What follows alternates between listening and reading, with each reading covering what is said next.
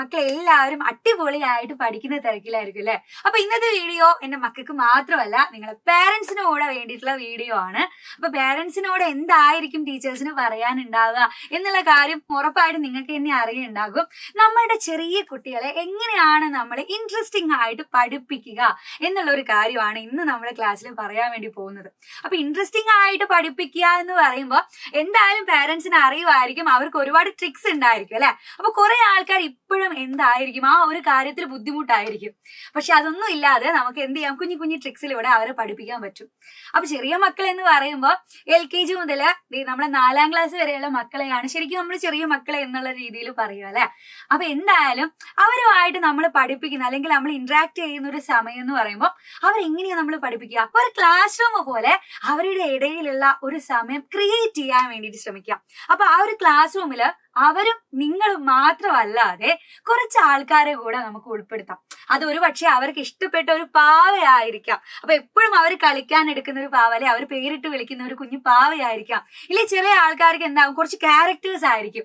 Characters ഞാൻ പറയുന്നത് ചിലപ്പം സ്പൈഡർമാൻ ഇഷ്ടമായിരിക്കും. അപ്പൊ അങ്ങനെയുള്ള ക്യാരക്ടേഴ്സ് ഒക്കെ ടോയ്സ് ഒക്കെ ഉൾപ്പെടുത്തിക്കൊണ്ട് ഒരു കുഞ്ഞു ക്ലാസ് റൂമില് അവരും നിങ്ങളുടെ മക്കളും അതേപോലെ നിങ്ങൾ ഉൾപ്പെടുന്ന ഒരു ക്ലാസ്സിലിരുത്തി അവരെ പഠിപ്പിക്കാൻ വേണ്ടി ശ്രമിച്ചാല് അവർക്ക് കുറച്ചുകൂടി അത് ഇൻട്രസ്റ്റിംഗ് ആയിരിക്കും. അതുപോലെ തന്നെ പ്രധാനപ്പെട്ട ഒരു കാര്യമാണ് നോ യുവർ ചൈൽഡ്.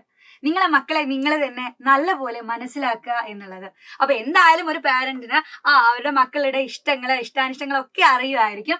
ആ ഇഷ്ടങ്ങൾ മനസ്സിലാക്കിക്കൊണ്ട് അവരെ പഠിപ്പിക്കാൻ വേണ്ടിയിട്ട് ശ്രമിക്കുക. ദെൻ അടുത്തൊരു കാര്യം എന്ന് പറയുവാണെങ്കിൽ അവർ യൂസ് ചെയ്യുന്ന ടോയ്സുകളാണ്. അപ്പൊ ടോയ്സ് നിങ്ങൾ എന്തായാലും മക്കൾക്ക് വാങ്ങിക്കൊടുക്കുന്ന കുഞ്ഞു കുഞ്ഞു കാര്യങ്ങള് കുറെയൊക്കെ നമ്മൾ എന്ത് ചെയ്യും, അവര് അധികവും കളിക്കാനും അവർ കണക്ട് ചെയ്യുന്ന രീതി ഒരിക്കലും നമ്മൾ പഠിക്കുന്ന ആ ഒരു ചാപ്റ്ററുമായിട്ടോ അല്ലെങ്കിൽ ഒരു പഠന രീതിയുമായിട്ട് ബന്ധപ്പെടാത്ത ടോയ്സ് ആയിരിക്കും ചിലപ്പോൾ അവർ യൂസ് ചെയ്യുന്നത് ഉണ്ടാവാം. പക്ഷെ കൂടുതലായിട്ട് ആ ഒരു പഠന രീതിയുമായിട്ട് ബന്ധപ്പെടുന്ന രീതിയിൽ ഒന്ന് പസിലും ഒക്കെ ആയിട്ട് ബന്ധപ്പെടുന്ന രീതിയിൽ കുറച്ച് ടോയ്സുകൾ അല്ലെ, ആൽഫബറ്റിന്റെ രീതിയിലുള്ള കുറച്ച് ടോയ്സുകൾ, അപ്പൊ അവർക്ക് പസിൽ ക്രിയേറ്റ് ചെയ്യുക, അങ്ങനെയുള്ള പഠിപ്പുമായിട്ട് ബന്ധപ്പെട്ടുള്ള രീതിയിൽ ടോയ്സ് അവർക്ക് വാങ്ങിക്കൊടുക്കുന്നത് നല്ലതായിരിക്കും. അതേപോലെ മറ്റൊരു കാര്യം നിങ്ങൾക്ക് ഏറ്റവും കൂടുതൽ പ്രധാനപ്പെട്ടതാണ് നോ കമ്പാരിസൺ. അവരെ മറ്റൊരു കുട്ടികളുമായിട്ട് കമ്പയർ ചെയ്യാതിരിക്കുക. അപ്പൊ അവർക്ക് അവരുടേതായിട്ടുള്ള കഴിവുകൾ ഉണ്ടായിരിക്കും, അതിനെ പ്രോത്സാഹിപ്പിക്കുക എന്നല്ലാതെ മറ്റൊരു കുട്ടിയുടെ മുന്നിൽ നിന്ന് അവരെ അടിക്കുകയോ അതേപോലെ അവരെ കമ്പയർ ചെയ്യാതെ ഇരിക്കുക.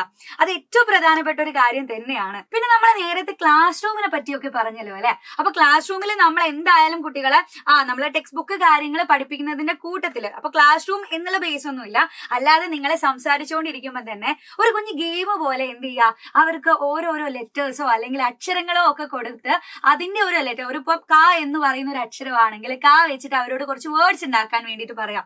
അപ്പൊ മലയാളത്തിൽ അവർ തന്നെ എന്ത് ചെയ്യും, അവർ ചുറ്റിൽ കാണുന്ന കാര്യങ്ങളെ സെർച്ച് ചെയ്യാനും അതേപോലെ അവർ മൈൻഡിൽ നിന്ന് കുറെ വേർഡുകൾ അവർ കണ്ടുപിടിക്കാനും ശ്രമിക്കും. അപ്പൊ ഇങ്ങനെയുള്ള രീതിയിൽ അത് ഇംഗ്ലീഷിലായിക്കോട്ടെ, ലെറ്റേഴ്സ് കൊടുത്ത് ഇംഗ്ലീഷിലായാലും മലയാളത്തിലായാലും അവരെ എന്ത് ചെയ്യും, നമുക്ക് അവരെ ചിന്തിപ്പിക്കാനുള്ള രീതിയിലുള്ള ഒരുപാട് ട്രിക്സ് ആയിട്ട് കൊണ്ടുവരാൻ വേണ്ടിയിട്ട് പറ്റും. ഇനി ഏറ്റവും വലിയ മറ്റൊരു കാര്യമാണ് നിങ്ങൾ അവരുമായിട്ട് ടൈം സ്പെൻഡ് ചെയ്യുക എന്നുള്ളത് അല്ലെ. നമ്മുടെ സ്കൂളില് മക്കളെ പറഞ്ഞയച്ച് തിരിച്ച് അവർ വരുന്ന സമയത്ത് ഒരുപാട് നേരം അവരുമായിട്ട് കമ്മ്യൂണിക്കേഷൻ ഇല്ലാതിരുന്നാല് അത് നമ്മളെ മക്കളെ ഒരുപാട് രീതിയിൽ ബാധിക്കുന്ന ഒരു കാര്യങ്ങൾ തന്നെയാണ് അല്ലെ. അപ്പൊ അവർ സ്കൂൾ വിട്ട് വരുന്ന ഒരു സമയം അവർക്ക് ഒരുപാട് കഥകൾ നിങ്ങളുമായിട്ട് ഷെയർ ചെയ്യാനുണ്ടായിരിക്കും. അപ്പൊ അതിനുവേണ്ടി എന്തായാലും തീർച്ചയായിട്ടും നിങ്ങൾ ഒരു സമയം അവർക്ക് വേണ്ടി ചെലവഴിക്കാൻ തയ്യാറായിരിക്കണം.